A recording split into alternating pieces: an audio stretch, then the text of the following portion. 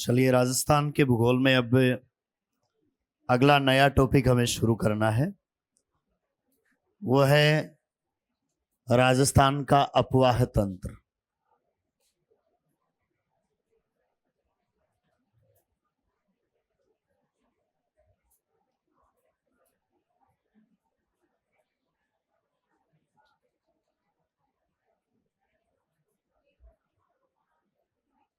या सीधे सीधे हम ऐसा कह दें कि राजस्थान के जल संसाधनों की बात करनी है।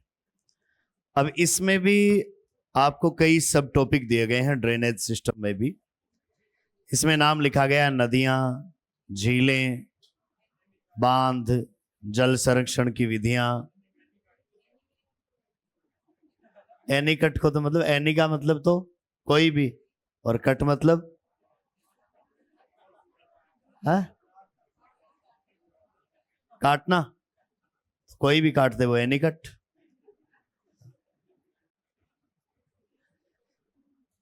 राजस्थान के अपवाह तंत्र में सबसे पहले हम नदियों की बात करेंगे। अपवाह तंत्र या ड्रेनेज होता क्या है?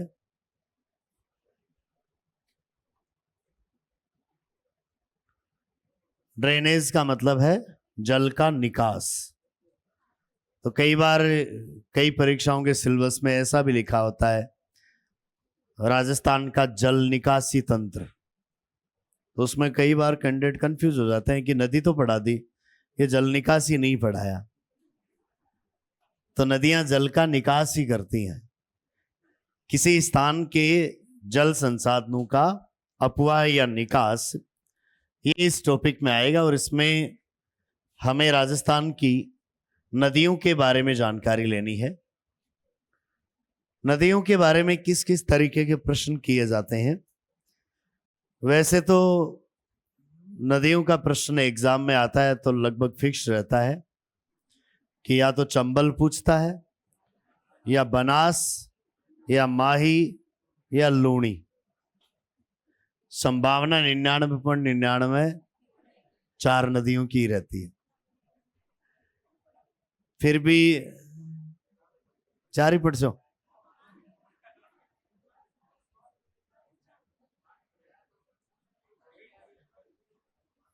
हर परीक्षा में वैसे इन चार नदियों में से आता है, लेकिन आपकी परीक्षा में इनके अलावा किसी नदी का प्रश्न आएगा।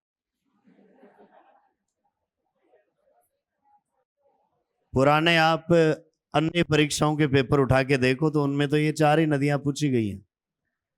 लेकिन जैसे ही आपका परीक्षा देने का नंबर आया तो वो सारे प्रश्न जो आते हैं वो नहीं आएंगे इस बार। आप जब भी परीक्षा देते हो पेपर टफ आता है, जबकि उससे पिछली साल इजी आया हुआ होता है। ऐसा आपके साथ कई सालों से हो रहा है। 10वीं में हुआ, 12वीं में हुआ, बीए में, और आगे भी जो कंपटीशन एग्जाम दिए सब में यही हो रहा है ना। और पीछे का पेपर उठा के देखते हैं तो बहुत आसान है। तो आपको इस टाइम को थोड़ा आगे पीछे करना चाहिए, या तो पहले दे लेते या 2-4 साल रुक के दें हैं? तो चलिए, किसी भी नदी का पूछा जाए प्रश्न आते किस तरीके के। कई बार कुछ नदियों के बारे में यह पूछा जाता है कि इस नदी का उद्गम कहां से होता है। तो पहले तो एक छोटी सी जानकारी यह है कि राजस्थान में नदियों की संख्या सैकड़ों में है।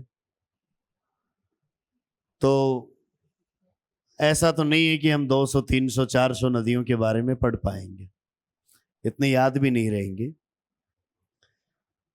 प्रत्येक नदी के बारे में एक जैसा पढ़ने का पैटर्न नहीं होता है। आपको किसी नदी का उद्गम स्रोत पूछा जाता है तो इसका मतलब ये नहीं है कि किसी का भी पूछा जा सकता है। 2, 4, 5 जो इंपॉर्टेंट है उन्हीं के बारे में पूछा जाएगा कि यह नदी कहां से निकलती है। दूसरी बात, कई नदियों के बारे में यह भी पूछा जाता है कि इसकी लंबाई कितनी है। तो लंबाई में तो वैसे तो एग्जामिनर ने यह प्रश्न करना छोड़ ही दिया है, क्योंकि नदी की लंबाई एक बड़ा विवाद का विषय है हमेशा से। नदी के उद्गम का पॉइंट फिक्स नहीं होता, कई धाराएं इधर उधर से निकलती हैं, उनसे मिलकर एक नदी बनती है। तो आप उसको कहां से नापना शुरू करोगे, कौन सी धारा से उसकी हम शुरुआत माने असली? तो अलग अलग जो रिसर्च होती है उसमें अलग अलग जगह से उसकी शुरुआत मानकर उसमें कुछ 5, 10, 15, 20, 50 किलोमीटर तक का अंतर मिलता ही है। इसलिए एग्जामिनर या तो प्रश्न करता नहीं है, करता है तो बहुत उसमें गैप रखता है जो भी ऑप्शन देते हैं उसमें, और यदि गैप रख भी ले तो भी बहुत बार ऐसे प्रश्न डिलीट भी हो जाते हैं। दूसरा ये कि सभी नदियों के बारे में लंबाई का प्रश्न हो भी नहीं सकता। ये जो 4 हमने इंपॉर्टेंट नाम देखे हैं, इन्हीं नदियों की लंबाई पूछी जाएगी, बाकी किसी की भी नापने की जरूरत नहीं है। तो आपने यदि फीता हाथ में ले रखा है कि नदियों की लंबाई नापेंगे तो उसको रख दो, चाहे नहीं नापनी है। कुछ नदियों के बारे में उनकी सहायक नदियों का प्रश्न पूछा जाता है। तो बड़ी नदियों की सहायक नदियां पूछी जाती हैं, किसी छोटी नदी की सहायक, फिर उसकी सहायक। अब एक बड़ी नदी में एक सहायक मिल रही है, उसकी भी 2-4 सहायक है, उसमें भी 2-4 और सहायक नदी आकर मिल रही हैं। तो सहायक की सहायक की सहायक की सहायक, ऐसे बहुत सारी नदियां होती है। तो हर किसी नदी के बारे में भी ये नहीं होता है कि ये किसकी सहायक है या नहीं है। तो कुछ जो बड़े नदी तंत्र हैं उन्हीं की सहायक नदियों का प्रश्न किया जाता है। कुछ के बारे में मुहाना भी पूछ लिया जाता है कि यह नदी कहाँ मिलती है। तो मिलने वाली जगह कोई विशेष महत्व रखती हो ऐतिहासिक दृष्टि से, सांस्कृतिक दृष्टि से, तब तो उस जगह को पूछा जाता है। ऐसे बहुत सारी नदियां और अलग अलग जगहों पर मिलती रहती हैं, अलग अलग गांवों पे। तो ये भी कोई बड़ा प्रश्न नहीं होता है। कुल मिलाकर पढ़ने के लिए डिटेल तो बहुत सारी होगी, हम लिखेंगे भी कई चीजें, लेकिन अंत में जाकर जब परीक्षा में प्रश्न देखा जाता है तो वही 3-4 जो पुराने प्रश्न रिपीट होते जाते हैं वही पूछ लिया जाता है। जैसे कौन सी नदी नित्यवाही है, चरमणवती के नाम से किसको जाना जाता है, इसी तरीके के प्रश्न। कौन सी नदी को वन की आशा कहते हैं, राज। तो जो भी प्रश्न आएगा वो आपको ऑलरेडी आ रहा है, लेकिन हमें ये लग रहा है कि इस बार वो आएगा जो हमको नहीं आ रहा है, इसलिए पढ़ना है। अब राजस्थान में जितना भी पानी है बारिश का, उसका जो ड्रेनेज होता है उसको 3 भागों में बांटा जा सकता है। राजस्थान के अफवाह तंत्र का यदि हम विभाजन करें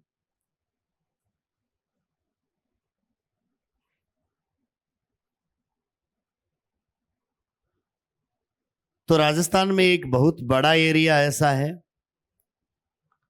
जिसका पानी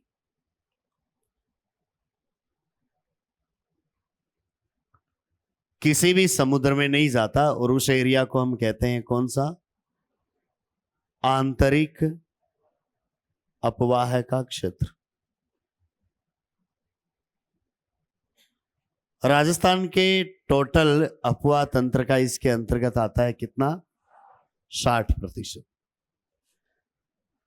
इस लाइन के पूर्व और दक्षिण में जो भी भाग हैं उनका पानी समुद्र में जाता है, लेकिन जो पानी समुद्र में पहुंचता है उसमें से कुछ तो जाता है बंगाल की खाड़ी में और कुछ जाता है अरब सागर में। अब कौन से हिस्सों का पानी किस तरफ जाता है,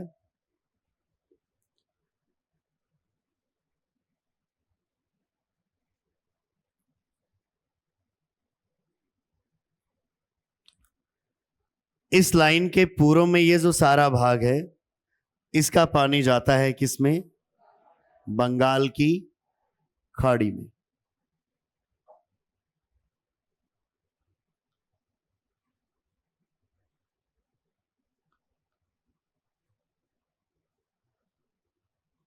और इस लाइन के दक्षिण पश्चिम में ये जो एरिया है, इसका पानी जाता है किसमें? अरब सागर में।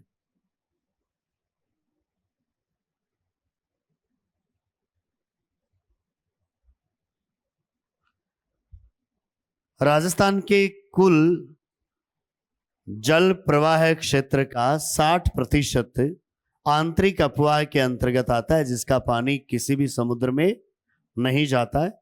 बचे हुए 40% में से 23% भाग का पानी जाता है किसमें? बंगाल की खाड़ी में। और 17% भाग का पानी जाता है किसमें? अरब सागर में। और ये जो लाइन है, ये लाइन बंगाल की खाड़ी के पानी को अरब सागरीय तंत्र से अलग करने का काम करती है। ये राजस्थान में जल विभाजक है। क्या है? ये एक जल विभाजक है जो इधर और इधर दो तरफ पानी को डिवाइड करने का काम करता है। तो पहला फैक्ट तो हमारे लिए ये हुआ कि कौन से अपवाह तंत्र के अंतर्गत कितना कितना प्रतिशत भाग आता है। लिखिए,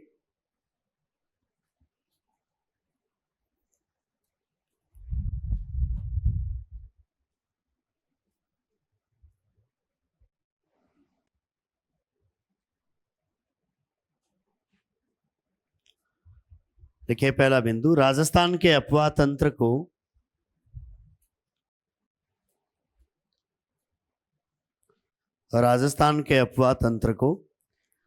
तीन भागों में विभक्त किया गया है। 3 भागों में विभक्त किया गया है।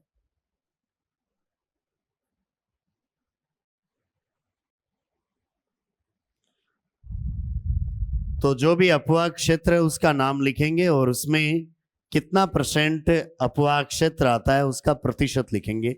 पहला लिखिए, आंतरिक अपवाह का क्षेत्र।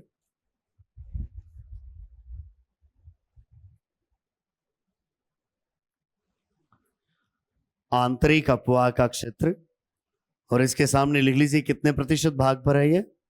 60% भाग। दूसरा लिखिए, बंगाल की खाड़ी का अपवाह तंत्र।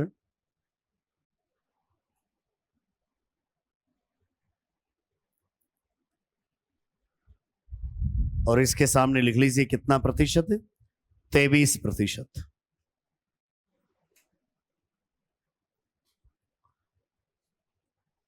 तीसरा क्षेत्र लिखिए, अरब सागरीय अपवाह तंत्र। अरब सागरीय अपवाह तंत्र,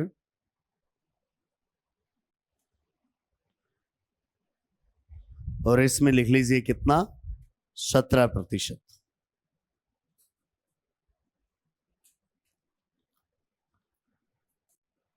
अब इनमें से एक एक अपवाह तंत्र की हम बात शुरू करते हैं। सबसे पहले बात कर लेते हैं आंतरिक अपवाह की। राजस्थान का जो आंतरिक अपवाह है वो अधिकांश उत्तरी पश्चिमी मरुस्थलीय प्रदेश है, उसका हिस्सा आता है। यहाँ का पानी किसी भी समुद्र में नहीं पहुंचता है। बरसाती नदियां हैं, कुछ दूरी तक बहकर लुप्त हो जाती हैं। पुराने समय में यह क्षेत्र समुद्री अपवाह तंत्र का हिस्सा रहा होगा, लेकिन वर्तमान समय में अगर बात करें तो वर्तमान समय में इस क्षेत्र में जो भी नदियां बहती हैं वो आंतरिक अपवाह की श्रेणी में ही आती है। आंतरिक अपवाह की नदियों में सबसे पहले बात कर सकते हैं हम कौन सी नदी की?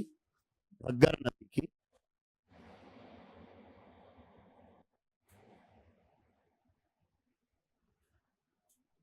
घग्गर नदी हिमाचल प्रदेश से निकलकर आती है।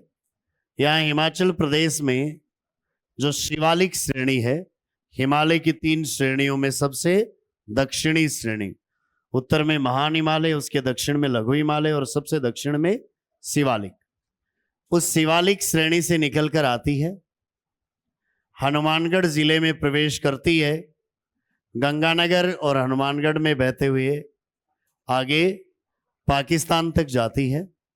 पाकिस्तान में इसकी कई धाराएं हो जाती हैं और अनेक धाराओं के रूप में जब इसका अपवाह होता है तो पाकिस्तान में उसको जाना जाता है किस नाम से? हकरा के नाम से जाना जाता है। उत्तर में ये हिमाचल प्रदेश में शिवालिक पहाड़ियों में कालका के निकट से निकलती है। कालका स्थित है कहां पर? शिवालिक पहाड़ियों में। कौन से राज्य में? हिमाचल प्रदेश में। यहां से आगे बहती हुई राजस्थान में ये 2 जिलों में इसका अपवाह है। किसमें? हनुमानगढ़ और गंगानगर। पुराने समय में नदी में काफी ज्यादा पानी प्रवाहित होता था। वर्तमान में इसमें बहुत कम पानी आता है। बहुत तेज बारिश होती है तो थोड़ा बहुत पानी यहां तक आ जाता है, लेकिन पुराने समय में इससे बाढ़ की स्थितियां भी उत्पन्न हो जाती थी। अगर घग्गर नदी के हम अपवाह को देखें, इसकी घाटी को अगर देखा जाए तो इस मैदानी क्षेत्र में घग्गर का अपवाह आसपास के मैदान के लगभग पैरेलल है। सामान्यतः मैदानी क्षेत्रों में नदियां की घाटियां ज्यादा गहरी नहीं होती हैं, पर्वतीय क्षेत्रों में ही होती है। मैदानी क्षेत्रों में जब नदी चलती है तो अपने मार्ग में अपने साथ लाई हुई मिट्टी को जमा करती रहती है और ऐसा करने से नदी का तल ऊंचा उठता जाता है। तो घग्गर नदी का जो तल है वो भी आसपास के एरिया के लगभग बराबर सा ही है, या कहीं कहीं पर आपको ऊंचा मिल सकता है। अगर नदी में पानी ज्यादा आ जाए एक साथ तो ये पानी इसके किनारों को तोड़कर किनारों के ऊपर से निकलेगा और आसपास के एरिया में भर जाएगा। इसलिए इस नदी के कारण पुराने समय में हनुमानगढ़ गंगानगर के इस एरिया में बाढ़ का प्रकोप काफी ज्यादा रहा है। तो हनुमानगढ़ में इसके कारण काफी बार बाढ़ की स्थिति देखने को मिली है। इसलिए इस एरिया का जो मैदान है वो घग्गर नदी की द्वारा लाई गई जलोढ़ से निर्मित एक प्रकार का उपजाऊ मैदान है। यहां पर राजस्थान में जब इसका प्रवाह होता है तो यहां पर हम इसको जानते हैं किस नाम से? नाली के नाम से जाना जाता है। इसके अन्य उपनामों में देखें तो इसको मृत नदी भी कहा जाता है, इसके लिए नट नदी भी कहा जाता है, इसको दृश्यदती नदी के नाम से भी जाना जाता है। ऐसा माना जाता है कि वैदिक काल में जो सरस्वती नदी इस एरिया से प्रवाहित होती थी, ये उसी की ही एक सहायक शाखा है। वर्तमान में सरस्वती नदी लुप्त हो चुकी है, लेकिन इसका प्रवाह अभी भी आपको देखने को मिलता है। इस तरफ से पाकिस्तान में इस तरफ से आकर इसके साथ जो प्रवाह मिलता था, वहां पर धाराएं अनेक हो जाती है। उस अपवाह क्षेत्र को हम हकरा कहते हैं। हकरा नाम की वहां पर नदी इसके साथ में मिलती थी। अब उसका भी प्रवाह हमें देखने को नहीं मिलता है, केवल इसी के रूप में आपको प्रवाह मिलता है। दृश्यदती या मृत या नाली, इन कई नामों से इसको जाना जाता है। ये वो 2-4 बातें हैं जो घग्गर पर पूछी जा सकती है। तो लिखिए,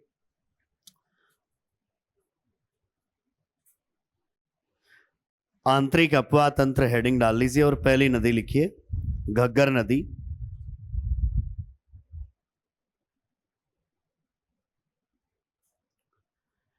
पहला बिंदु, इसका उद्गम हिमाचल प्रदेश में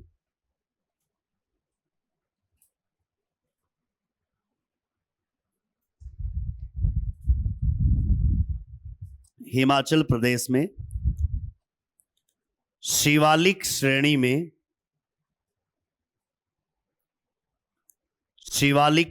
में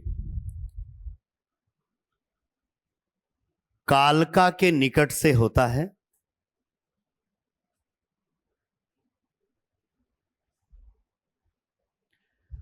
कालका के निकट से होता है।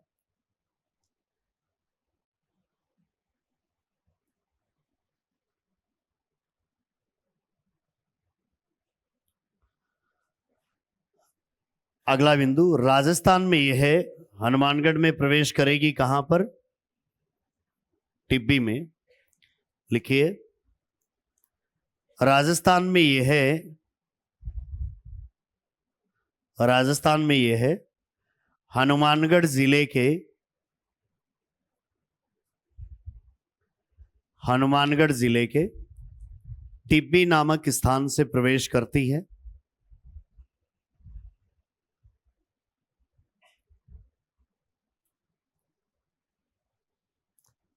टिब्बी नामक स्थान से प्रवेश करती है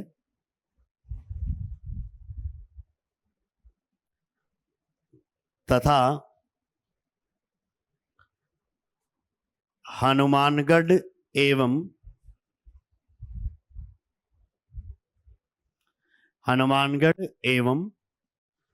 गंगानगर जिले के अनूपगढ़ से होते हुए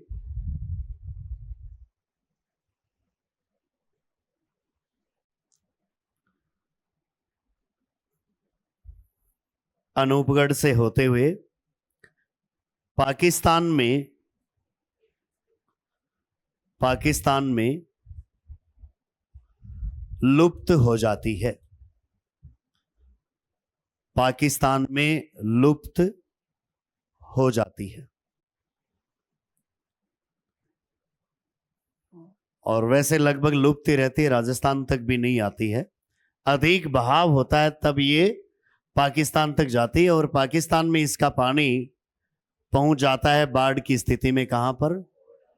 फोर्ट अब्बास तक। लिखिए, अत्यधिक बहाव के समय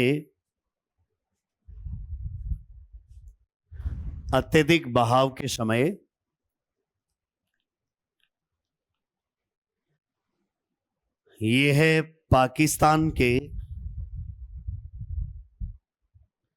अत्यधिक बहाव के समय यह है पाकिस्तान के फोर्ट अब्बास तक, पाकिस्तान के फोर्ट अब्बास तक पहुंच जाती थी। फोर्ट अब्बास तक पहुंच जाती थी।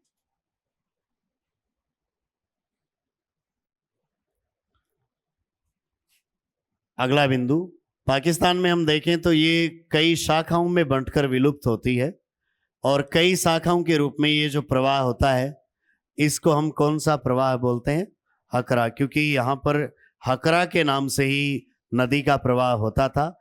अब उस हकरा वाले स्थान पर इसी घग्गर का ही पानी पहुंचता है। लिखिए, पाकिस्तान में यह है कई धाराओं के रूप में, यह है कई धाराओं के रूप में विभक्त हो जाती है। कई धाराओं के रूप में विभक्त हो जाती है, जहां इसके अपवाह क्षेत्र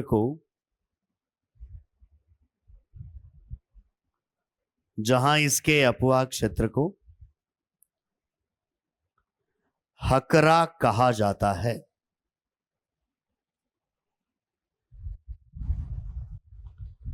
हकरा कहा जाता है।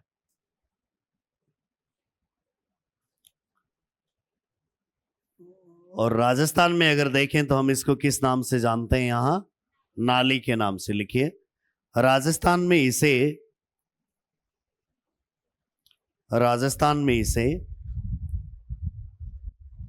नाली के नाम से जाना जाता है।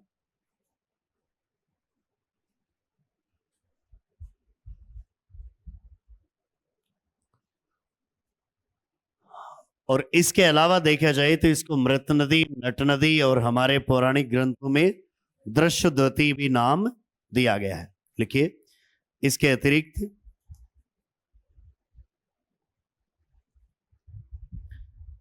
अतिरिक्त इसे मृत नदी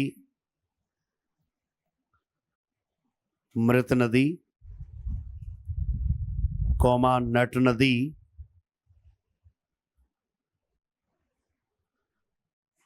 वह दृश्यद्वती के नाम से दृश्यद्वती के नाम से भी जाना जाता है। दृश्यद्वती के नाम से भी जाना जाता है।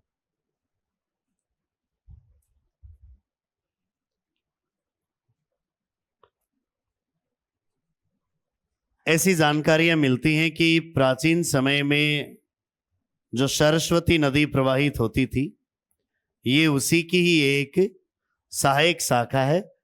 और उस सरस्वती का जो अपवाह क्षेत्र था, उस अपवाह क्षेत्र में अब यहां पर एक नदी आपको देखने को मिल रही है। वो है कौन सी? घग्गर। तो अगला बिंदु लिखिए।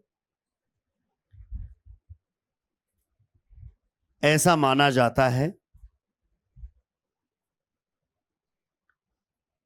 ऐसा माना जाता है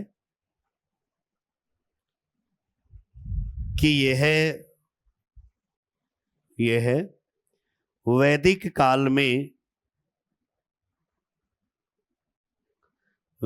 काल में बहने वाली सरस्वती नदी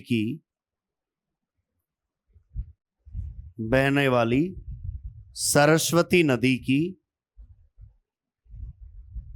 सहायक नदी थी। वैदिक काल में बहने वाली सरस्वती नदी की सहायक नदी थी। इसमें अगर बहाव की स्थिति देखी जाए तो इसका तल काफी ऊंचा है, और ऐसा होने से ये कई बार यहां पर बाढ़ की स्थितियां उत्पन्न कर चुकी है पूर्व में। लिखिए, इस नदी का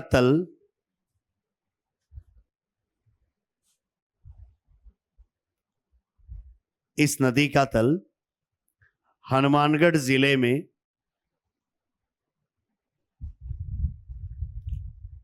हनुमानगढ़ जिले में आसपास के क्षेत्रों की तुलना में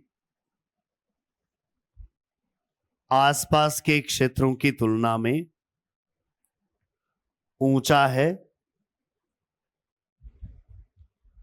आसपास के क्षेत्रों की तुलना में ऊंचा है। इसलिए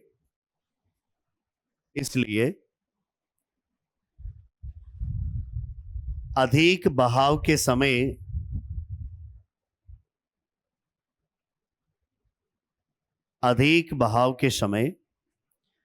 यहां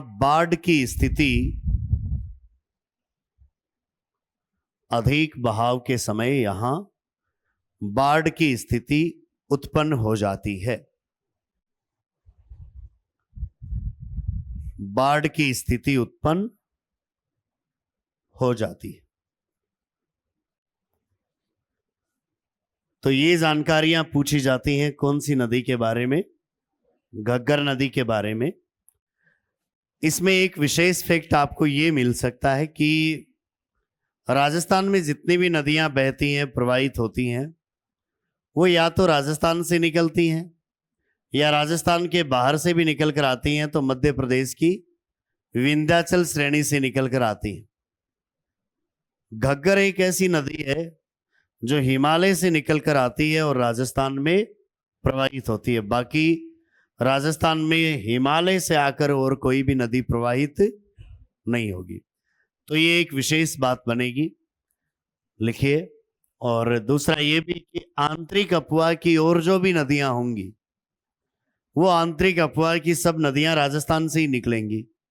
ये ऐसी नदी है जो राजस्थान के बाहर से आ रही है और फिर राजस्थान में प्रवाहित होकर ये लुप्त हो रही है।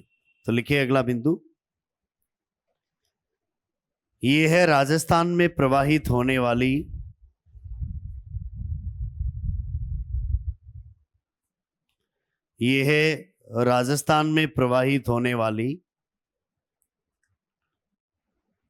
एकमात्र ऐसी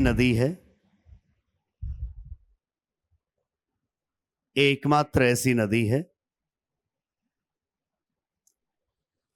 जो हिमालय से निकलकर आती है।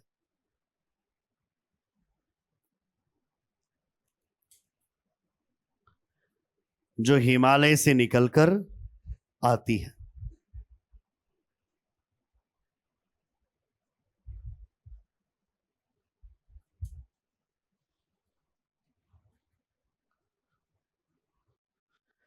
और केवल आंतरिक अफवाह की नदियों की ही बात कर लें तो आंतरिक अफवाह की नदियां सामान्यतः राजस्थान से ही निकलकर राजस्थान में ही लुप्त होती हैं। ये ऐसी नदी है जो आंतरिक अफवाह की होते हुए भी राजस्थान के बाहर से निकलकर आती है। तो दूसरा बिंदु लिखिए, ये है आंतरिक अफवाह की नदियों में, आंतरिक अफवाह की नदियों में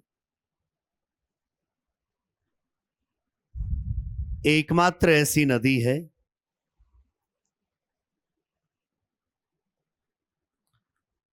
एकमात्र ऐसी नदी है जो राजस्थान के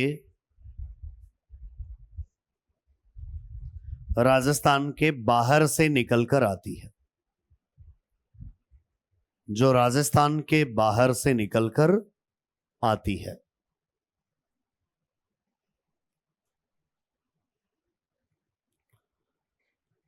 तो ये जानकारी तो हुई किसके बारे में? घग्गर के बारे में। घग्गर के बाद में आंतरिक अफवाह की नदियों की श्रेणी में दूसरा नाम अगर देखें तो दूसरी एक प्रसिद्ध नदी है, उसका नाम है काकनी। काकनी या जिसको काकनेई भी बोलते हैं या जिसको मशूरदी नदी भी कहते हैं। ये जैसलमेर में थोड़ी सी दूरी तक प्रवाहित होती है। आंतरिक अफवाह की नदियों में आप जो प्रवाह देखेंगे उनमें मुख्य नदियों में जिनका नाम आता है उनमें सबसे छोटी यही है, थोड़ी सी दूर तक पानी जाता है। ये जैसलमेर जिले में कोटारी गांव से निकलती है और आगे जाकर इसका पानी एक निचले भाग में एकत्रित हो जाता है। वहां पर एक झील है जिसका नाम है कौन सी? बुज झील। तो कोटारी से निकलकर ये बुज झील में गिरती है। थोड़ा बहुत पानी बारिश में ज्यादा होता था तो उससे और आगे तक प्रवाहित हो जाती थी, लेकिन किसी भी समुद्र तक ये नहीं पहुंचती थी। थोड़ा आगे तक अफवाह हो सकता था बुज झील से, लेकिन अब वहां तक भी प्रवाह नहीं होता है। बारिश बहुत कम होती है, इतनी कम होती है कि नदी में चलने के लिए पानी आता ही नहीं है। लेकिन एक जगह आप देख सकते हैं, नाम के संदर्भ में कई बार ऐसा प्रश्न पूछा जाता है, काकनी, काकने या मशूरदी कौन से जिले में? जैसलमेर में। लिखिए अगली नदी, काकनी, काकनी या काकने या मशूरदी नदी।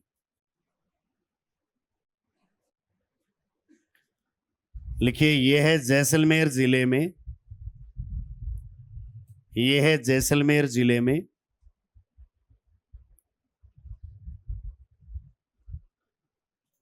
कोटारी गांव से निकलकर, कोटारी गांव से निकलकर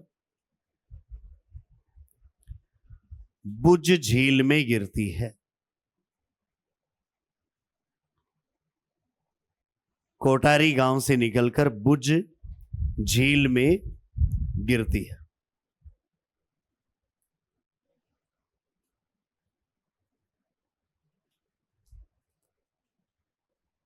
और वैसे तो देखिए ऐसा कोई प्रश्न होता नहीं है कि छोटी नदी कौन सी है, क्योंकि छोटी नदी तो कितनी भी छोटी हो सकती है। मान लीजिए कोई नदी 2-4 फीट तक ही चलती हो, है तो ऐसे ही पानी पहाड़ पर से उतर कर आया और 5-7 फीट दूर तक गया तो आपने कह दिया कि यह नदी सबसे छोटी है।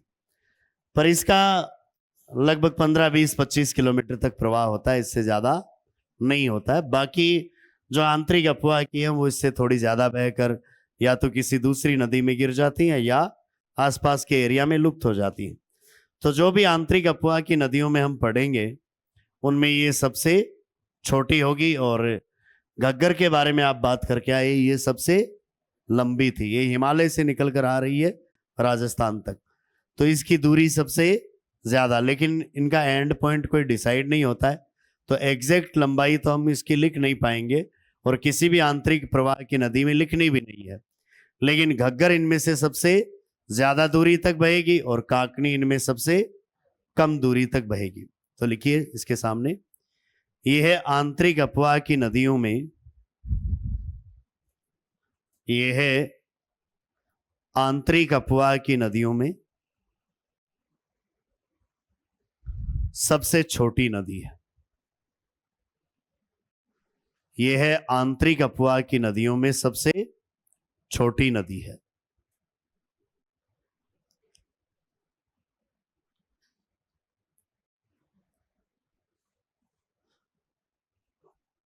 और घग्गर वाले में चाहे तो बात ऐड कर सकते हैं, वो कैसी है, सबसे लंबी नदी है आंतरिक अपवाह की श्रेणी में।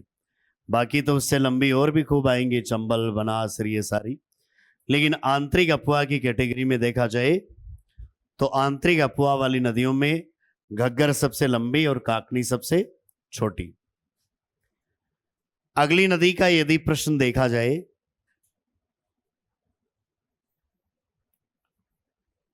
तो आंतरिक अपवाह की नदियों में एक नाम आता है, कौन सी, रूपनगढ़ नदी। रूपनगढ़ की यदि बात की जाए तो यहां एक झील है जिसका नाम है कौन सी, सांभर।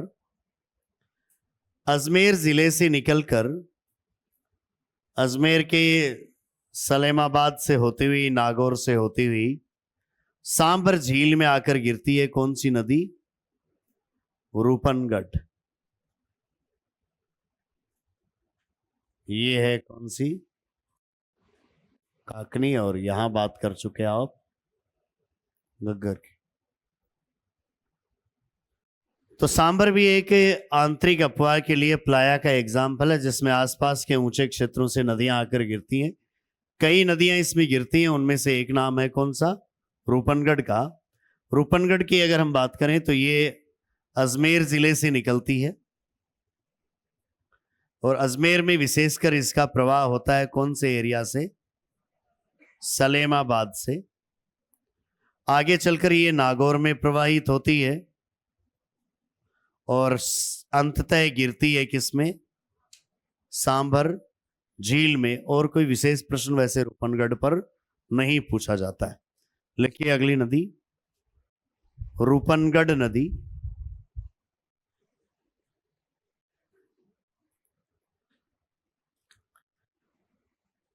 लिखिए यह है अजमेर जिले के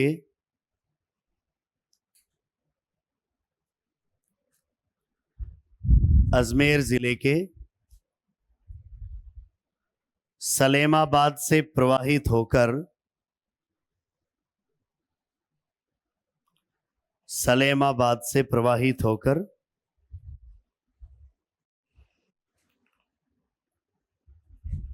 नागौर जिले में बहते हुए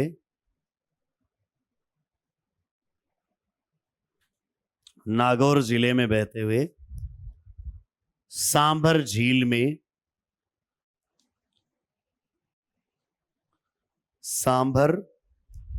में गिरती है। सांभर झील में गिरती है। सांभर की ओर आने वाले अपवाह में अगर देखा जाए तो इधर से रूपनगढ़ आई है, यहां जयपुर जिले में यहां मनोहरपुरा से निकलकर एक नदी जाएगी और ये भी गिरेगी किसमें, सांभर झील में। इसका नाम है मंथा, या इसके लिए मेंढा शब्द भी काम आता है। तो मंथा या मेंढा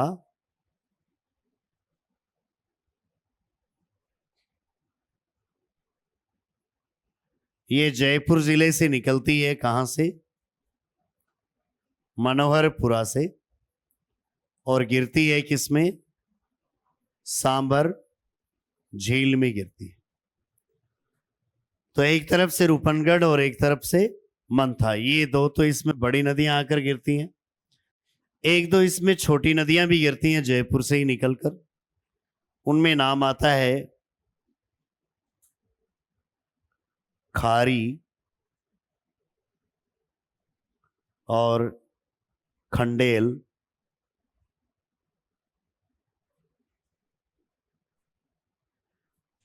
तो दो बड़ी नदियों में तो रूपनगढ़ और मंथा है। इसके अलावा भी कुछ छोटी नदियां गिरती हैं, आसपास से ही निकलती हैं सांबर के, और जयपुर जिले से निकलती हैं। कौन कौन सी? एक तो खारी और दूसरी खंडेल। ये जयपुर से निकलकर गिरती हैं सांभर में। तो सांभर में इधर से रूपनगढ़, इधर से मंथा, और जयपुर से दो छोटी नदियां खारी और खंडेल। तो रूपनगढ़ के बाद में नेक्स्ट लिखिए मंथा या मेंढा। मंथा या मेंढा।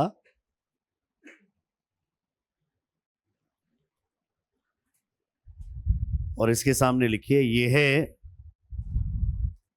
जयपुर जिले में, जयपुर जिले में मनोहरपुरा की पहाड़ियों से निकलकर, मनोहरपुरा की पहाड़ियों से निकलकर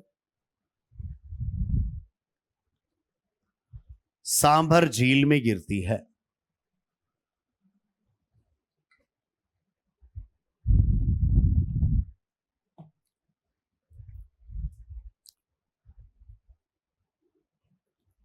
मनोहरपुरा की पहाड़ियों से निकलकर सांभर झील में गिरती है।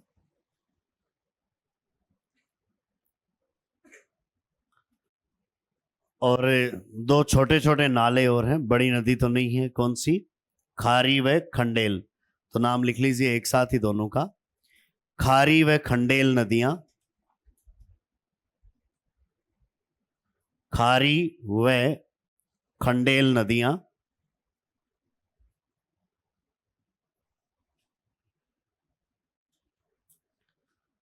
लिखिए ये भी जयपुर जिले से निकलकर, जयपुर जिले से निकलकर सांभर झील में गिरती हैं। जयपुर जिले से निकलकर सांभर झील में गिरती हैं।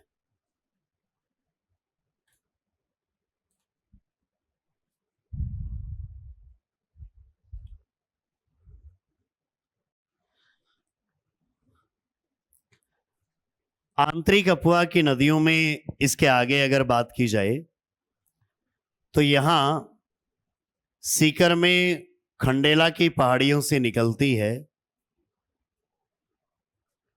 कांतली नदी। कांतली नाम आए या इसका काटली आए, कांतली या काटली ये सीकर जिले में निकलती है। कहां से? खंडेला की पहाड़ियों से। ये खंडेला से निकलती है, ये खंडेल से निकलती है। ये अलग है और ये अलग है। कांतली या कांतली खंडेला की पहाड़ियों से निकलती है अरावली में, और उसके बाद में सीकर जिले में प्रवाहित होती है। सीकर से आगे ये झुंझुनू में प्रवाहित होती है, और झुंझुनू और चूरू की जहां सीमा मिलती है वहां पर जाकर रुक जाती है, यानी चूरू जिले में प्रवेश नहीं करती। इसलिए नहीं प्रवेश करती है क्योंकि आपने पढ़ा हुआ है कि चूरू और बीकानेर जिलों में कोई नदियां नहीं है। इसलिए अगर ये प्रवेश कर जाएगी तो आपका प्रश्न गलत हो जाएगा। इसलिए नदी ध्यान रखती है कि आपने क्या याद किया हुआ, इसलिए चूरू की सीमा पर जाकर ब्रेक लगा देती है। वैसे झुंझुनू में ही नहीं पहुंच पाती है आजकल। ये अभी खंडेला से निकलकर कुछ दूरी तक ही प्रवाहित हो पाती है, उसके बाद में इसमें आपको अफवाह देखने को नहीं मिलता। लेकिन कई वर्षों पहले तक इसका अफवाह झुंझुनू में होता था, और चूरू की सीमा तक ये मैक्सिमम पहुंचती थी, एंटर नहीं करती थी। तो केवल इतनी ही बात यहां से पूछी जाएगी अब कांतली के अफवाह में भी कई नदियां आपको छोटी छोटी मिलती हैं।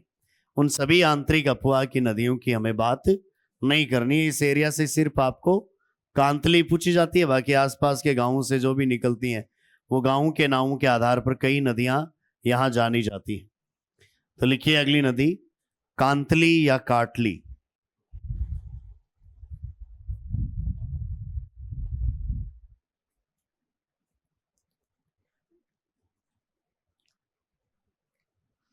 लिखिए यह है सीकर जिले में,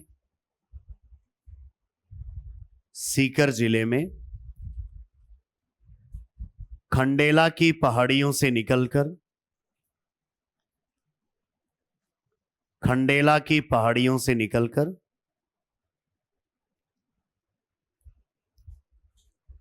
सीकर तथा झुंझुनू जिलों में, सीकर तथा झुंझुनू जिलों में प्रवाहित होती है।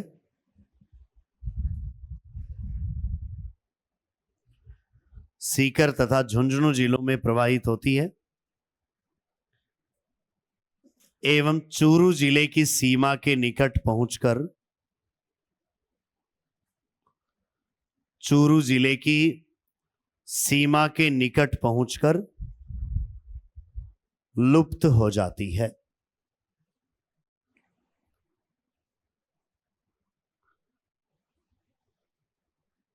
चूरू जिले की सीमा के निकट पहुंचकर लुप्त हो जाती है।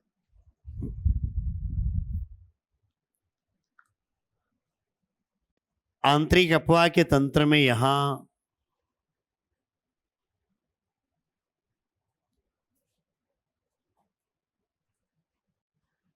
इस एरिया में जयपुर और सीकर की सीमाओं के निकट से यहां से निकलती है एक नदी और हरियाणा में जाती है। इसका नाम है साबी। साबी या साहिबी भी लिखा हो सकता है कहीं। ये यहां जयपुर और सीकर की सीमा पर सेवर की पहाड़ियों से निकलती है। सेवर की पहाड़ियों से निकलकर हरियाणा में पहुंचती है और हरियाणा के पटौदी तक जाकर यह है लुप्त हो जाती है। यहां तक इसका प्रवाह होता है। इधर सीकर की तरफ से एक और सहायक नदी भी इसमें आकर मिलती है, इधर से साबी में, और इसका नाम है सोता। क्या है? सोता। सोता नदी सीकर की तरफ से निकलकर आती है और साबी के साथ मिलती है और दोनों संयुक्त होकर हरियाणा में पहुंचती है कुछ दूरी तक और आगे जाकर लुप्त हो जाती है। लिखिए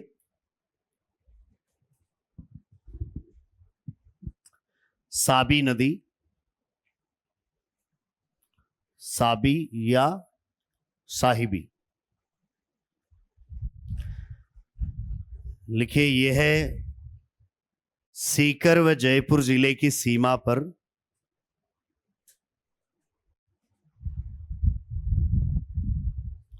सीकर व जयपुर जिले की सीमा पर सेवर की पहाड़ियों से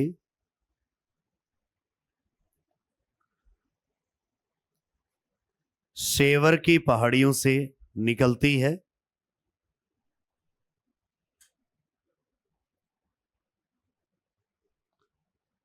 तथा तथा जयपुर व अलवर जिलों में प्रवाहित होते हुए जयपुर व अलवर जिलों में प्रवाहित होते हुए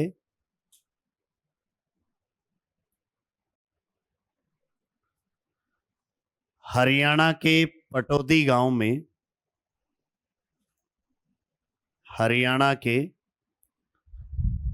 पटौदी गांव में जाकर लुप्त हो जाती है।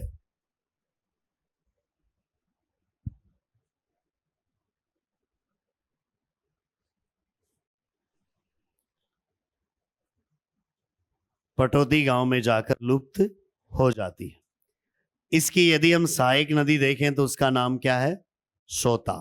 लिखिए, इसकी सहायक नदी सोता है। सहायक नदी सोता है, जो सीकर की ओर से निकलकर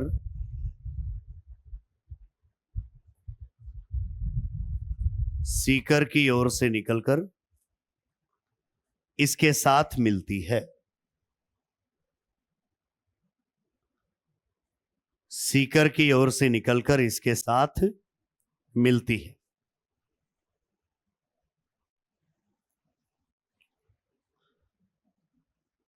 ये स्थिति हुई यहां पर साबी या साहिबी की। इससे आगे चलेंगे तो यहां इससे पूर्वी भाग में आंतरिक अफवाह की एक नदी आपको और मिलती है, और इस नदी का नाम है रूपारेल।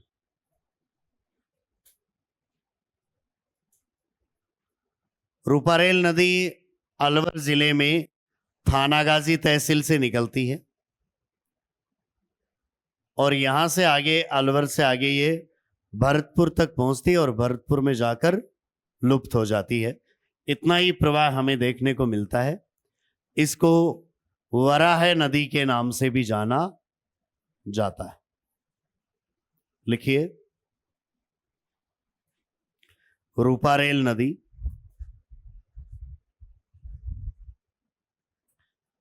लिखिए, इसके सामने ये है अलवर जिले की थानागाजी तहसील से निकलकर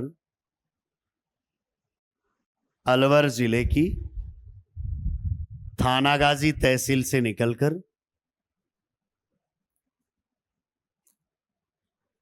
भरतपुर तक प्रवाहित होती है। भरतपुर तक प्रवाहित होती है एवं लुप्त हो जाती है। भरतपुर तक प्रवाहित होती है एवं लुप्त हो जाती है।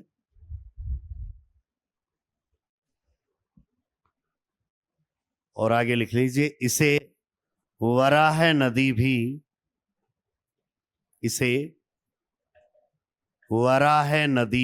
कहा जाता है।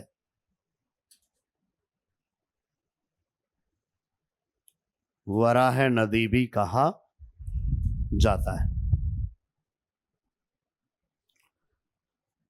तो देखिए, आंतरिक अफवाह की नदियों में ये सारा का सारा एरिया हमने एक लाइन खींचते हुए प्रारंभ में ही ऐसी बात की थी कि राजस्थान में इस सारे हिस्से का पानी किसी भी समुद्र तक नहीं जाता है। ये सारा एरिया किसमें?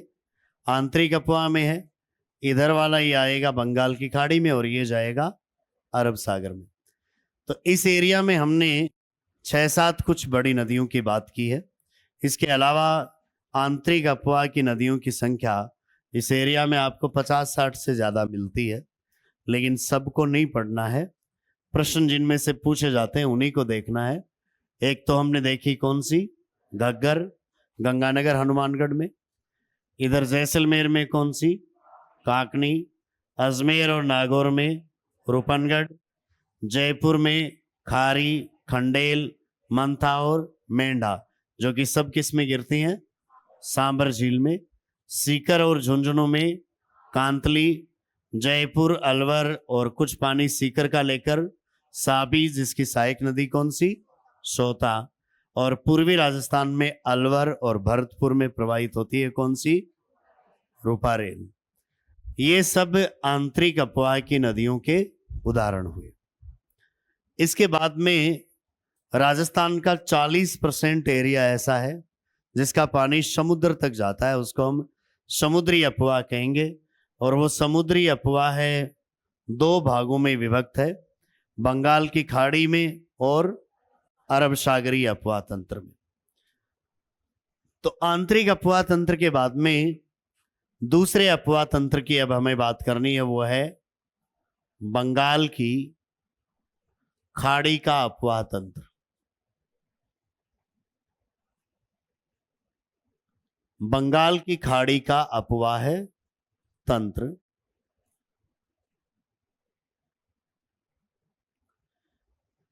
बंगाल की खाड़ी के अपवाह तंत्र को यदि देखा जाए तो इसमें राजस्थान का समुद्र की ओर प्रवाह करने वाला जो हिस्सा है उसका सबसे ज्यादा इसके अंतर्गत ही आता है। भाग 23% एरिया का पानी बंगाल की खाड़ी में जाता है। इसी अपवाह तंत्र के अधीन नदियों की संख्या सबसे ज्यादा है। इसी अपवाह तंत्र के अंतर्गत पानी की मात्रा सबसे ज्यादा है। तो हमारे जो भी जल संसाधन है उसमें एरिया तो सबसे ज्यादा आंतरिक अपवाह ने कवर किया, लेकिन पानी की मात्रा ज्यादा कौन से में है? बंगाल की खाड़ी के अपवाह तंत्र में पानी की मात्रा आपको सबसे ज्यादा मिलती है। इस बंगाल की खाड़ी के अपवाह तंत्र में देखा जाए तो ये बंगाल की खाड़ी के अपवाह तंत्र के नाम से क्यों जाना जाएगा?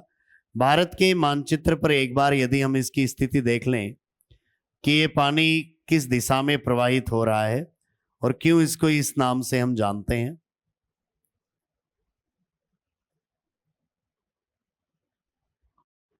यहां से हिमालय श्रेणी से निकलकर आती है कौन सी नदी? गंगा। और गंगा जाकर गिरती है किसमें? बंगाल की खाड़ी में।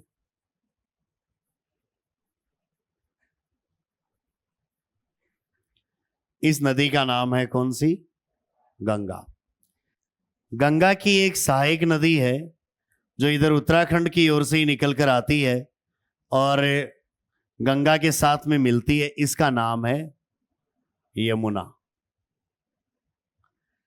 राजस्थान की अगर बात करें तो यहां मध्य प्रदेश से निकलकर एक नदी राजस्थान में से प्रवाहित होते हुए ऐसे और इस यमुना में जाकर मिलती है। इस नदी का नाम है क्या? चंबल।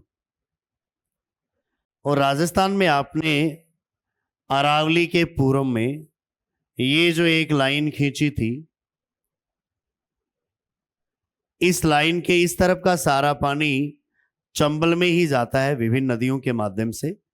चाहे चंबल के साथ मिलने वाली ये बनास हो, चाहे अन्य कुछ सहायक छोटी नदियां हो, चाहे कुछ नदियां यहां से आकर चंबल के साथ में मिल रही हो, इन सब के माध्यम से या कुछ नदियां इधर से इस बनास के साथ में मिल रही हो, ये सारा पानी किस में जा रहा है? चंबल में। चंबल का पानी यमुना में, यमुना का गंगा में और गंगा का बंगाल की खाड़ी में। तो ऐसा मान लीजिए कि अरावली के पूर्व का सारा पानी बंगाल की खाड़ी तक पहुंचाने का काम हमारे लिए सबसे पहले चंबल कर रही है, क्योंकि अधिकांश राजस्थान का पानी कौन ले जाएगी? चंबल। और चंबल का पानी पड़ेगा यमुना में, यमुना का गंगा में और गंगा का बंगाल की खाड़ी में। इसलिए इस अपवाह तंत्र को हम कह रहे हैं बंगाल की खाड़ी का अपवाह तंत्र। तो ये मान लीजिए कि आपको बंगाल की खाड़ी के अपवाह तंत्र में एक नदी पढ़नी है। क्या? एक। कौन सी? चंबल। बस इतना ही काम करना है, बाकी तो उसकी सहायक नदियां हैं। तो बाकी यदि आप और भी पढ़ते हो तो वो कोई दूसरी नदी नहीं है, वो चंबल की ही सहायक नदियां पढ़ रहे हो, मतलब आप चंबल ही पढ़ रहे हो। तो कुल मिलाकर आपको इधर एक चंबल पढ़नी है, अरब सागरीय अपवाह तंत्र में 4 नदियों के नाम पढ़ेंगे और बंगाल की खाड़ी के अपवाह तंत्र में मात्र एक। तो सिलेबस बहुत छोटा हो गया है। बंगाल की खाड़ी के इस अपवाह तंत्र में कौन कौन सी मुख्य नदियां हैं, उनकी प्रवाह की स्थिति अगर देखें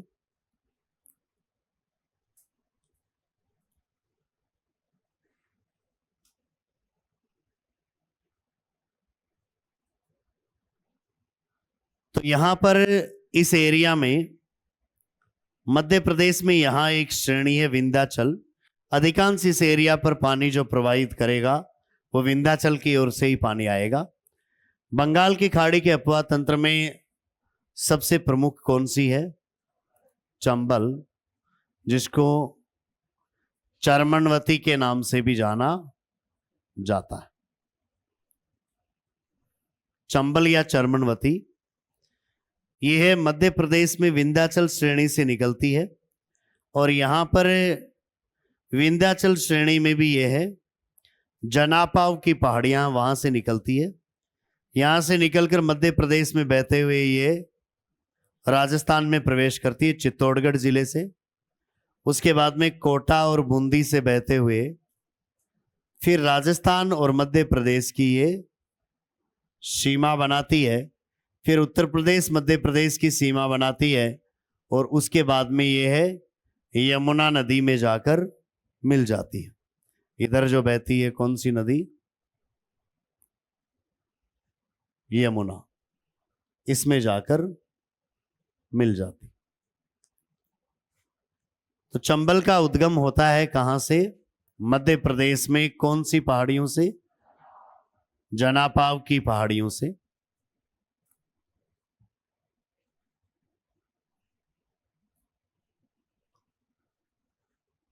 उद्गम के बाद में काफी दूरी तक मध्य प्रदेश में बहने के पश्चात राजस्थान में इसकी एंट्री होती है। राजस्थान में यह चित्तौड़गढ़ जिले में प्रवेश करती है, चित्तौड़गढ़ जिले के 84गढ़ से। चित्तौड़गढ़ जिले के 84गढ़ में प्रवेश करती है और उसके बाद में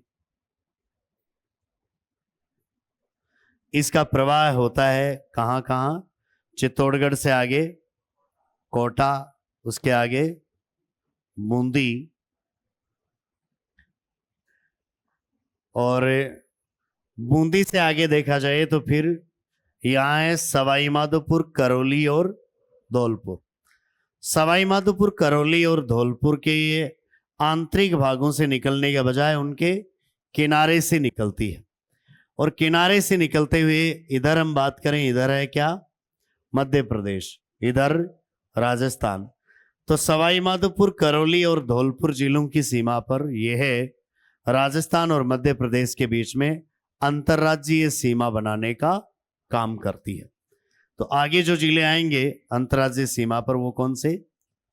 सवाई माधोपुर, करौली और धौलपुर।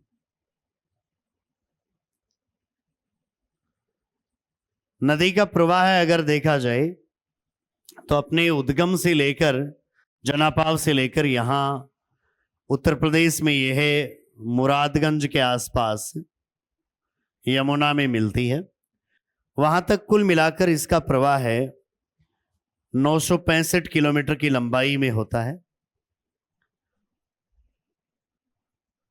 राजस्थान में यह यहां चित्तौड़गढ़, कोटा, बूंदी इस एरिया में 135 किलोमीटर की लंबाई में प्रवाहित होती है।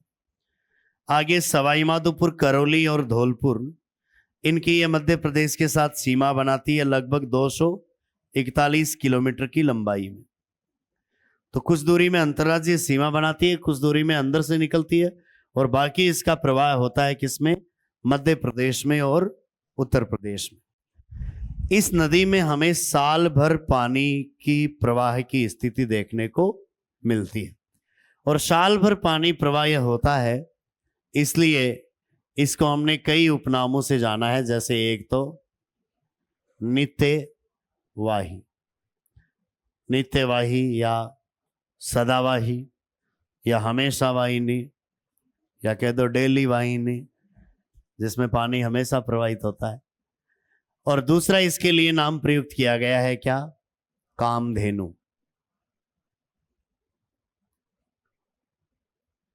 क्योंकि ये कामधेनु गाय की तरह है जो हमेशा दूध देती है। तो ये हमेशा दूध तो नहीं देती है, ये हमेशा पानी देती है। इस तो हमने इसकी तुलना कर ली उस काल्पनिक गाय जिसका नाम क्या है? कामधेनु से, जो हमेशा दूध देती रहती है। तो ये हमें हमेशा पानी देती है, इसलिए इसका कंपैरिजन करके हमने क्या कर दिया? ये राजस्थान की कामधेनु है। चंबल नदी पर चित्तौड़गढ़ जिले में 84गढ़ से प्रवेश के बाद आगे हम चलेंगे तो भैंसरोडगढ़ के निकट इसका पानी काफी ऊंचाई से गिरता है और उस जगह का नाम है चूलिया। तो चूलिया में पानी ऊंचे से गिरता है, ऊंचाई से। ऊंचाई से गिरने को हम कहते हैं जल प्रपात। जल का मतलब तो पानी, और प्रपात का मतलब गिरना। वाटरफॉल यानी वाटर का गिरना। तो पानी ऊंचाई से गिरता है, उसको हम जलप्रपात कह देते हैं। यहाँ चूलिया जलप्रपात का निर्माण ये करती है। आगे अगर हम चंबल की घाटी को देखें तो सामान्यतः पर्वतीय क्षेत्रों में नदियों की घाटियां ऐसे होते हैं, वी अक्सर जैसे। आप चंबल नदी की घाटी को देखोगे तो चंबल की घाटी ऐसी है। किनारे कैसे हैं? बिल्कुल खड़े। आप चंबल में चलकर देखेंगे तो उसके दोनों किनारे ऐसे दीवार की तरह खड़े, और ऐसे दीवार की तरह खड़े किनारे होते हैं। ऐसी घाटी को हम कहते हैं क्या? गॉर्ज। तो राजस्थान में यह चित्तौड़गढ़ से लेकर आगे कोटा तक काफी दूरी तक एक गॉर्ज का निर्माण करती है। एक गॉर्ज में बहती है, या कह दें एक खाई नुमा संरचना में बहती है, जिसकी ऊपर से चौड़ाई और जहां नदी बहती है वहां पर चौड़ाई इसकी एक समान है। बहुत सारी जगह आपको ये स्थिति मिलेगी कि नीचे से घाटी चौड़ी है और ऊपर से संकड़ी, यानी किनारे नदी के ऊपर ऐसे झुके हुए भी हैं जो टूट टूट कर नदी में गिरते भी रहते हैं। तो आप इस नदी के किनारे पर देखोगे कि चट्टानें ऐसे छज्जे की तरह नदी के ऊपर झुकी हुई है। यहां से पानी प्रवाहित हो रहा है और ऊपर चट्टानें उनमें टूट टूट कर गिरती रहती हैं। ऊपर की तरफ छज्जे जैसी आकृति इसलिए निकल गई क्योंकि नीचे वाले भाग में ये किनारों पर टकरा रही है, और टकरा कर अपनी घाटी को ये चौड़ा कर रही है। लेकिन चौड़ा कहां से कर रही है? नीचे से। ऊपर वाला भाग जैसा था वैसा ही रह रहा है, इसलिए ऊपर वाले किनारे के नीचे आधार खत्म होने से वो टूट टूट कर नीचे गिरता है। तो ये काफी दूरी तक गोर्ज में प्रवाहित होती है। इस नदी के ऊपर कुछ बांध भी बनाए गए हैं, जिनमें एक तो मध्य प्रदेश में ही बना है, गांधी सागर बांध, मंदसौर जिले में। यहाँ चित्तौड़गढ़ जिले के रावत भाटा में राणा प्रताप सागर है। फिर कोटा जिले में है जवाहर सागर, और एक सिंचाई के लिए अवरोध और बनाया गया है जिसका नाम है कोटा बराज, जहां से पानी को दो तरफ डाइवर्ट करके दो नहरें बना दी गई हैं। बाकी इन तीन जगहों पर जो बांध बने हैं, कौन कौन से? मध्य प्रदेश में गांधी सागर, राजस्थान में चित्तौड़गढ़ में राणा प्रताप सागर, और कोटा में जवाहर सागर। इनमें बिजली का उत्पादन भी होता है। जबकि आगे सबसे ऊपर जो एक आपने बनाया है क्या? अवरोधक बांध। अवरोधक को आप बोलते हो क्या? बैराज। और ये अवरोधक कहाँ बनाया गया है? कोटा में। तो कोटा अवरोधक नाम आ जाए या कोटा बैराज नाम आ जाए, ये इसके ऊपर बांधों की स्थिति है। इसके दाएं किनारे पर और बाएं किनारे पर कई बड़ी सहायक नदियां मिलती हैं। कुल मिलाकर राजस्थान में सबसे ज्यादा पानी प्रवाहित करने वाली नदी चंबल है। पूरे साल भर प्रवाहित होने वाली नदी चंबल है। ये ऐसे कुछ प्रश्न इस पर किए जा सकते हैं। तो पहले इसकी सामान्य जानकारी को लिखते हैं और उसके बाद में इसकी सहायक नदियों के प्रश्नों को भी करेंगे। हेडिंग डाल लीजिए, बंगाल की खाड़ी का अपवाह तंत्र।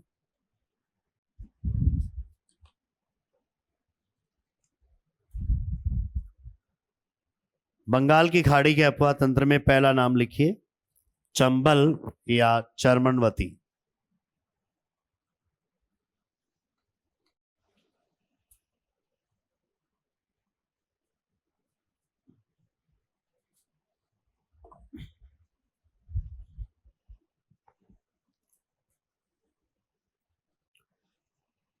पहला बिंदु लिखिए, यह है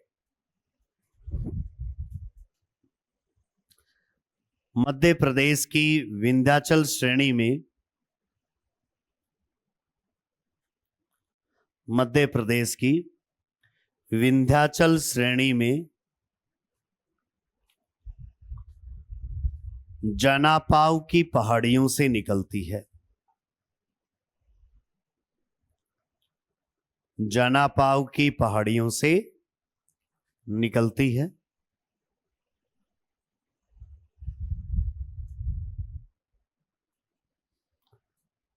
तथा इसके बाद मध्य प्रदेश,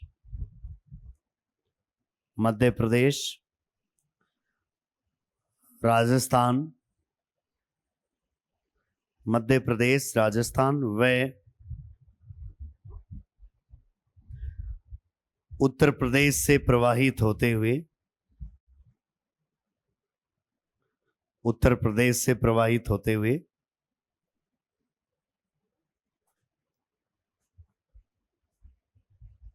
प्रदेश में मुरादगंज के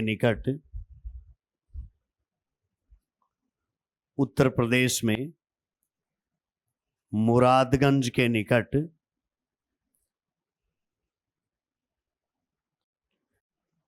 यमुना नदी से मिलती है। मुरादगंज के निकट यमुना नदी से मिलती है।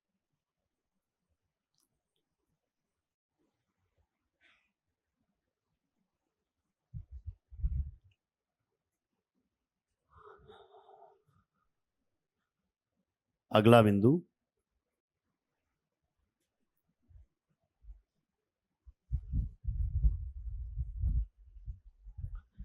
इसकी कुल लंबाई 965 किलोमीटर है।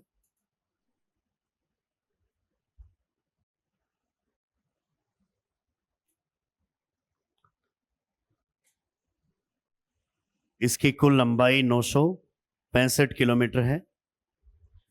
राजस्थान में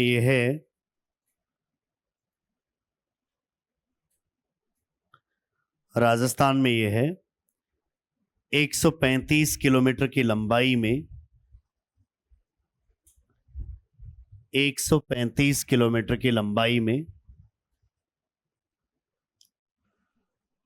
चित्तौड़गढ़, कोटा व बूंदी जिलों में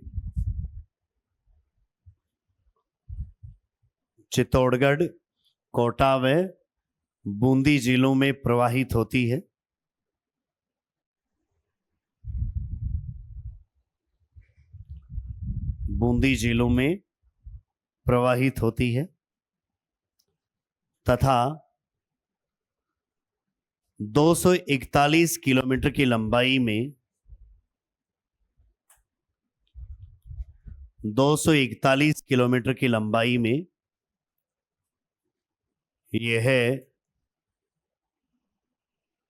है सवाई माधोपुर,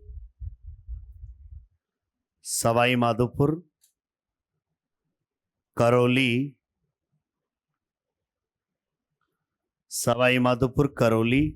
व धौलपुर की सीमा से होते हुए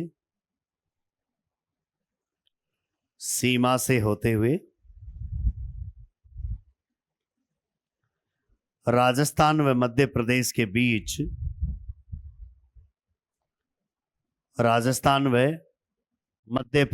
बीच अंतर्राज्यीय सीमा बनाती है। राजस्थान व मध्य प्रदेश के बीच अंतर्राज्यीय सीमा बनाती है।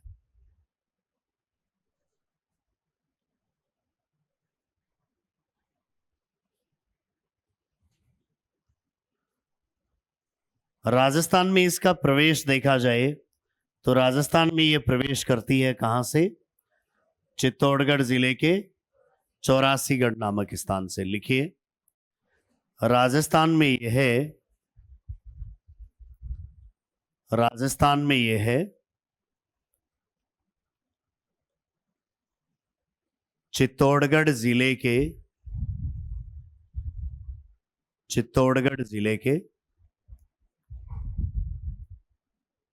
चौरासीगढ़ नामक स्थान से, चौरासीगढ़ नामक स्थान से प्रवेश करती है।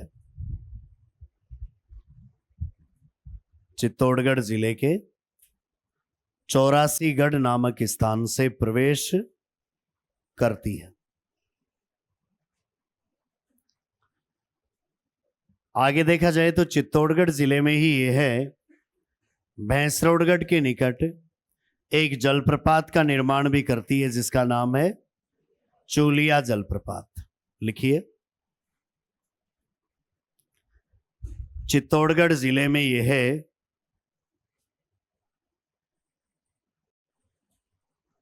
चित्तौड़गढ़ जिले में यह है भैंसरोडगढ़ के निकट,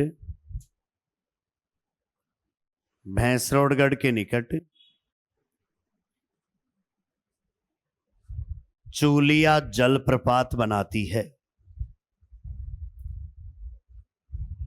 चूलिया जलप्रपात बनाती है।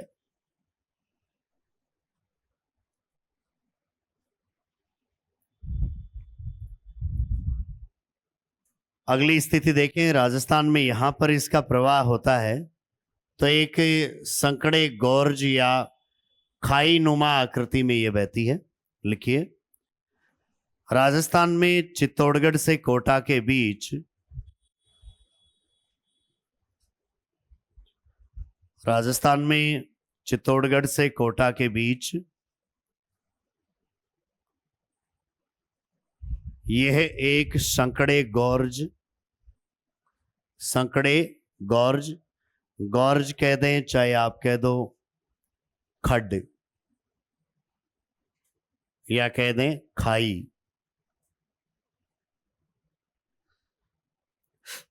एक संकड़े गौर्ज से होकर प्रवाहित होती है। संकड़े गौर्ज से होकर प्रवाहित होती है।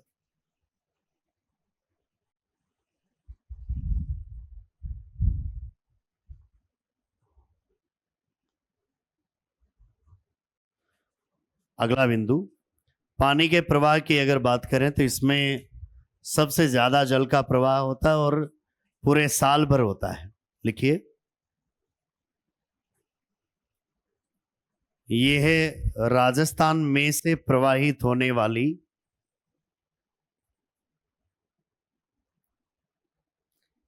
राजस्थान में से प्रवाहित होने वाली सबसे लंबी नदी है।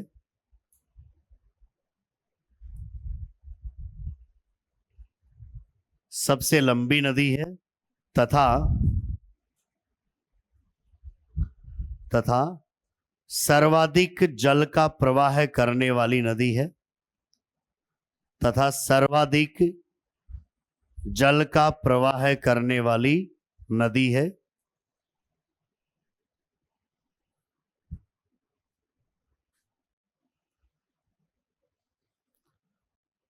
आगे लिखिए, इसमें साल भर जल प्रवाहित होता है। इसमें साल भर जल प्रवाहित होता है, इसलिए इसे नित्यवाही, नित्यवाही तथा राजस्थान की कामधेनु,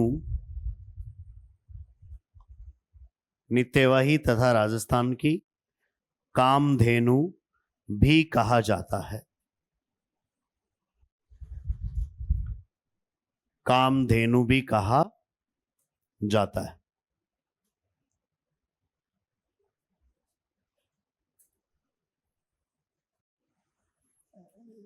इसके किनारे पर हम देखें तो रावत भाटा, कोटा, ये कुछ मुख्य शहर इसके किनारे पर स्थित हैं।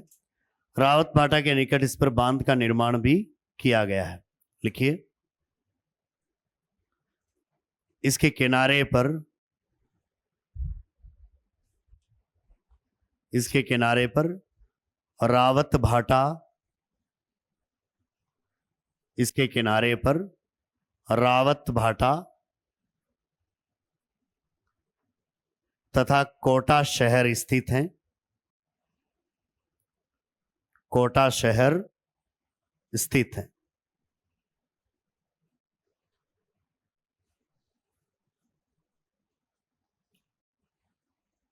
आगे लिखिए। चंबल नदी घाटी परियोजना के अंतर्गत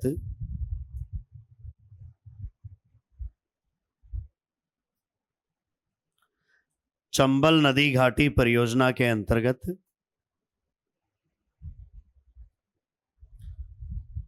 इस पर कुछ बांध भी बनाए गए हैं।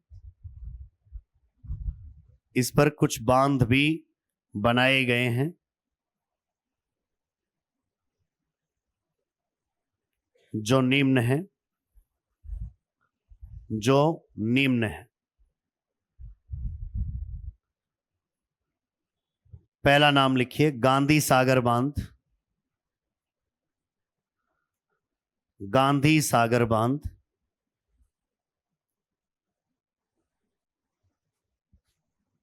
और सामने जगह लिख लीजिए, मंदसौर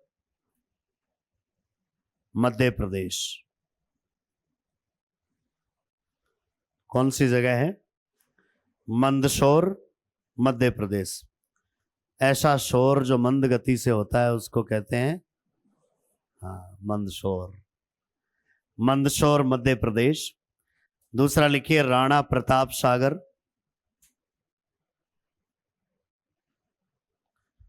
राणा प्रताप सागर। और इसके सामने लिख लीजिए, रावत भाटा चित्तौड़गढ़।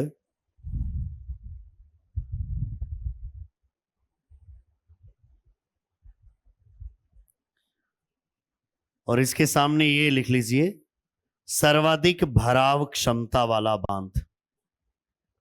यानी इसके पीछे पानी जो इकट्ठा होता है वो कैपेसिटी इसकी सबसे ज्यादा है। सर्वाधिक भराव क्षमता वाला बांध।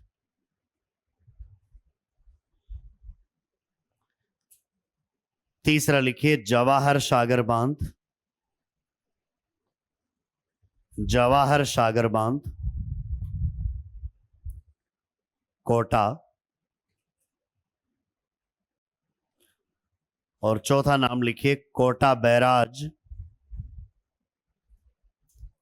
कोटा बैराज। और इसके सामने भी लिखिए, कौन सी जगह? कोटा। इसके सामने एक तथ्य और लिख लीजिए, केवल सिंचाई हेतु, यानी विद्युत का उत्पादन नहीं होता है इससे, क्या? सिंचाई हेतु।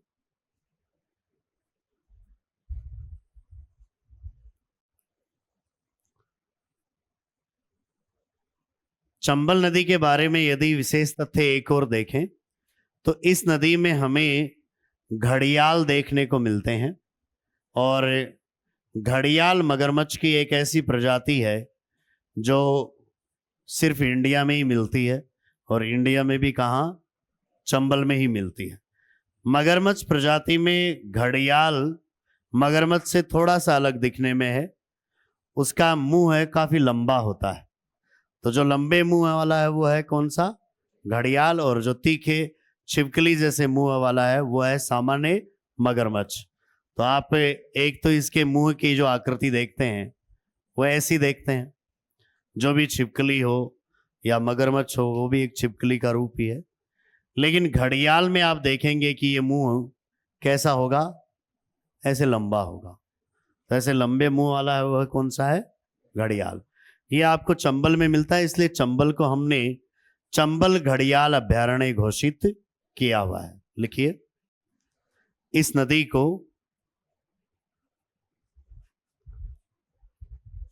को चंबल घड़ियाल अभयारण्य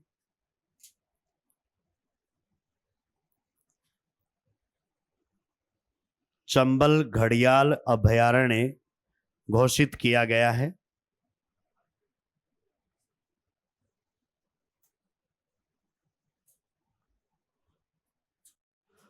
और घड़ियालों को किसी भी प्रकार का डिस्टरबेंस नहीं होना चाहिए। इसके लिए जब हमें इसके ऊपर से पुल बनाना था तो हमने पुल का पिलर भी नदी के अंदर नहीं बनाया, नदी के दोनों किनारों पर बनाकर पुल को नदी के ऊपर हमने लटकाया है केबल के सहारे। तो लटकता पुल आपको राजस्थान में कौन सी नदी पर मिलता है? चंबल पर ही मिलता है। लटकता पुल कह दो, चाहे कह दें हैंगिंग ब्रिज।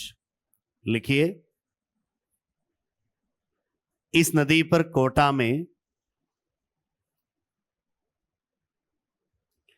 इस नदी पर कोटा में हैंगिंग ब्रिज बनाया गया है। हैंगिंग ब्रिज बनाया गया है, जो कि गुजरात के पोरबंदर को असम के सिलचर से जोड़ने वाला जो भारत का पूर्व पश्चिम गलियारा है उसका हिस्सा है, जो NH-27 के रूप में इस नदी के ऊपर से गुजरता है। तो उसको हमने नदी के ऊपर से दोनों तरफ पिलर बनाकर केबल पर लटकाकर यहां से गुजारा है। ये चंबल के बारे में कुछ विशेष तथ्यों की बात हुई।